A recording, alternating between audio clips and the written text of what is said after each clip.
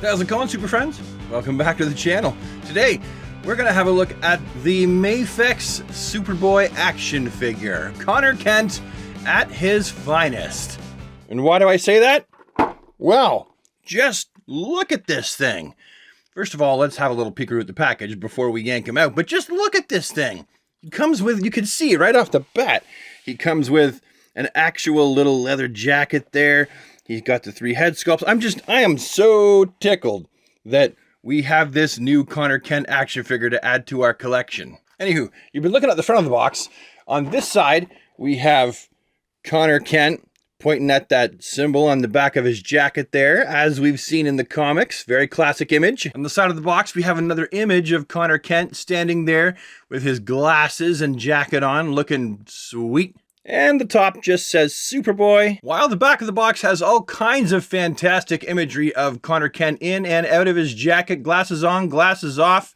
This just has me so stoked. So why don't we yank him out the box? And here is what you get on the inside when he's just in his little clamshell. Open the clamshell up, dump it out, and then set it up nicely. Back in a second. And now that he's out of his packaging, dudes, we can see everything all laid out. And this looks like something I'm going to have a lot of fun fiddling with. He comes with 4 more sets of interchangeable hands, 2 more interchangeable heads, for a grand total of 3 noggins in the box, and 1 faux leather jacket. So not an insane amount of accessories, but certainly the important ones. The figure itself looks really, really great. I love the bright Superman yellow, red, and blue. And they've gotten literally every detail of his suit comic accurate. They've got it correct. Not one complaint do I have about how they put this guy together. He looks friggin' rad. The only thing I don't like about this figure, and it's not really about the figure, it's really about this particular one, is there's a little red paint droplet that I'm going to have to very carefully use acetone to remove off of his ab muscle there. The S logo on Superboy, this looks great. It's 3-dimensional.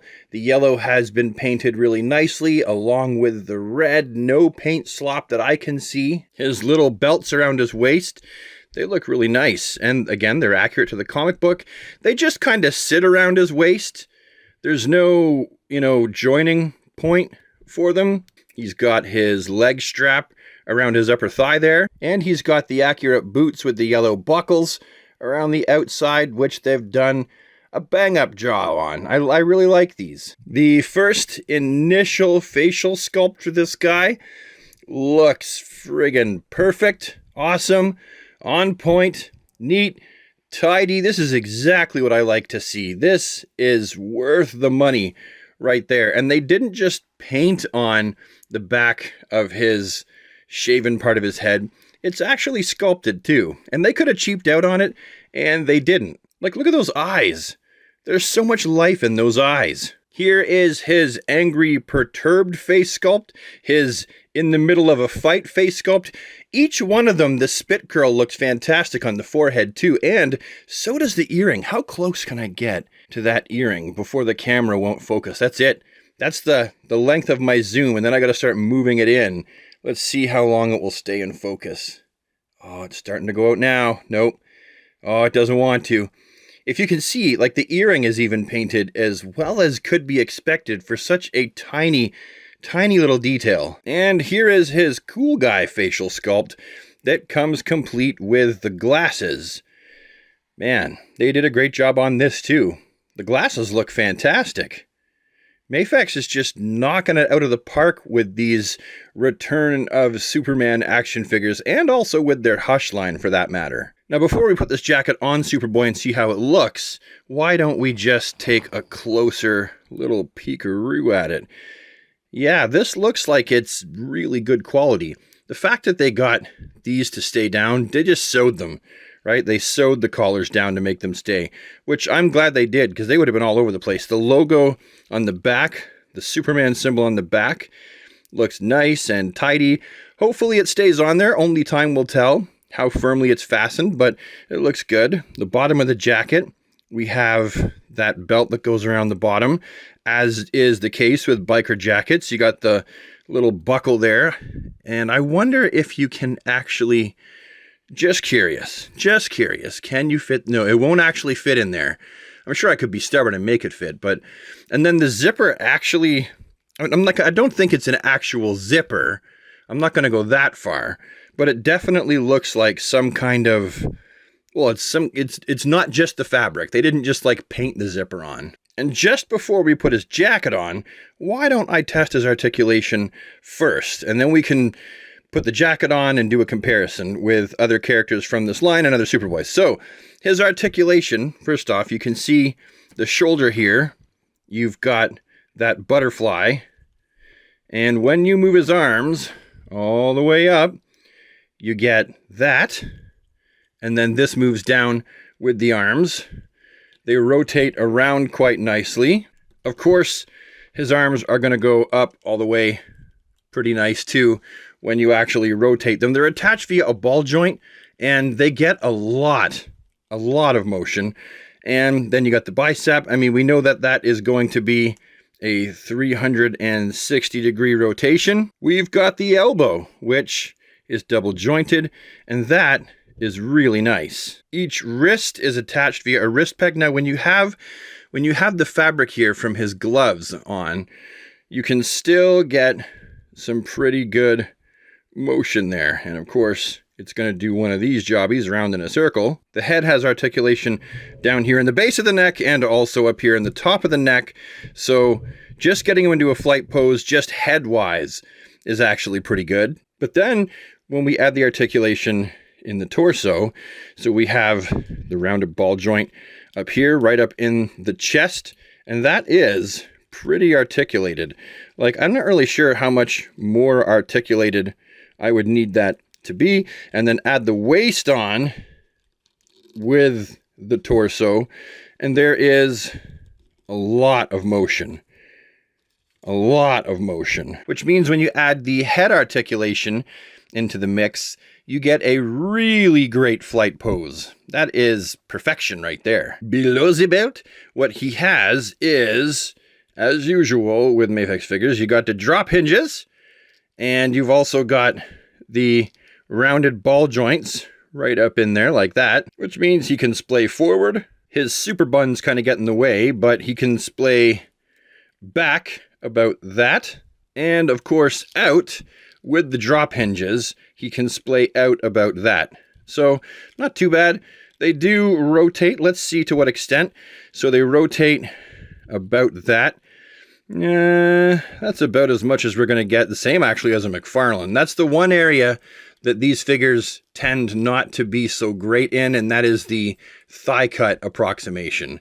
Not that I'm complaining, because it does just enough to keep someone like me happy. Then we have the knees, and they crunch up superbly. Those are really nicely, really crunchy nicely knees. And then we have way down here at the ankle, we have a rounded hinge that gives that amount of motion. And of course, they're going to pivot as well. And you have the toe that does what toe articulation does best. Makes it look like you stubbed it or broke it.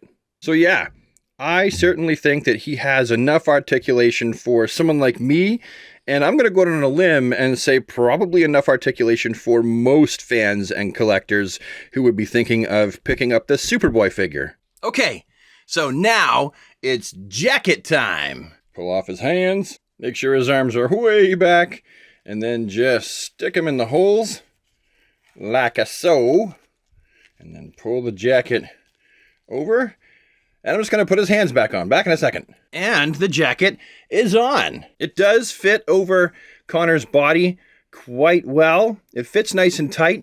Now, the only thing is, because this is fabric and it fits nice and tight, like, I'll lift up his arms and you can see that it does go very much into his armpits when you're trying to push his arms down. That's what you're going to get. So don't expect to get those arms super tight to his body while he's wearing the jacket, because you just won't. That's just the nature of the fabric. And also having it come right down so it's nice and tight to his body. Again, they do a pretty good job with this jacket, trying to ensure that it gets in the way as little as possible. So it does look pretty good on the figure, albeit perhaps not quite as controlled as it looks in these promo images. But, I mean, the articulation with the jacket is not so bad that way. You can't expect a ton this way. That's what you're going to get because, again, the jacket gets in the way. If you can manage to move the arms and sort of roll the sleeves, then you might get a little bit more. But the jacket definitely will be something that gets in the way of like extreme posability of what this figure and its upper torso is capable of. The jacket will definitely be something that gets in the way. Maybe perhaps not quite so much with some of the flight poses. Clearly it's still capable to have him in a reasonable flight pose while he's wearing this jacket. So I don't know. I think that they did a pretty darn good job on the jacket.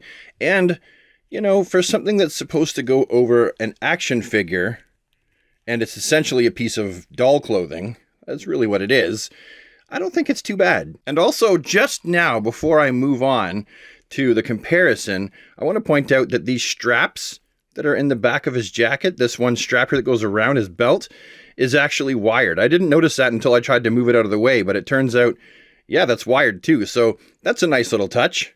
So for our first comparison, we have two Kon-El Superboys. I can't find my Kenner version of Connor Kent from the 1990s. Looked everywhere. I don't know where it is. Phooey. Next I have Superboy here pictured with DC Universe Classics Steel and Eradicator. Well, kind of. Eradicator's had a head swap and Steel is actually from the DC superheroes. Nexties, I've got him in between two MAFEX Superman figures. The one on the left is actually the Hush Superman that I've just performed a little head swap, and the one on the right is the Death and Return of Superman version. And then here I have perhaps the most important comparison. I have him wedged in between the other characters from the reign of the Supermen.